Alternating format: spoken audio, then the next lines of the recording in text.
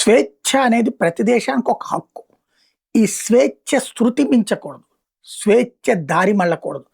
స్వేచ్ఛ అనేటటువంటి దారి మళ్ళిందా ప్రమాదకరం. ఎందుకు ఈ మాట చెప్పాల్సి వస్తుందంటే, ఇప్పుడు ప్రపంచంలో స్వేచ్ఛ అనే ఆకాంక్షను రేకెత్తించి ఆయా దేశాలని చివరికి ఉగ్రవాద దేశాలుగా, అస్థిర దేశాలుగా మారుస్తున్నది సోరోస్. అప్పుడు ఆ దేశాల మీద గ్రిప్ వాళ్ళకుంటది.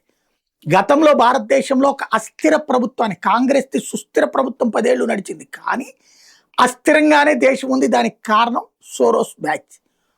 భారతదేశంలో నిరంతరం ఏదో ఒక సంఘర్షణ వాతావరణం, అంటే ఒక సంఘర్షణ వాతావరణంలో అసలు సమస్యలు మర్చిపోతారు.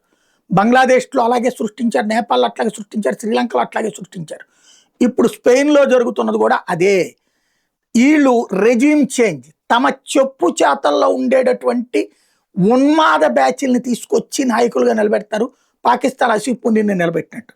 ఇదిగో ఇప్పుడు స్పెయిన్లో మొరాకో బ్యాచ్ అంతా ఎగబడి చొరబడుతుంటే దారులు తీర్చి ద్వారాలు తెరిచినటువంటి పాలకుడు ఇప్పుడు అలెక్స్ సోరోస్కి మంచి మిత్రుడు.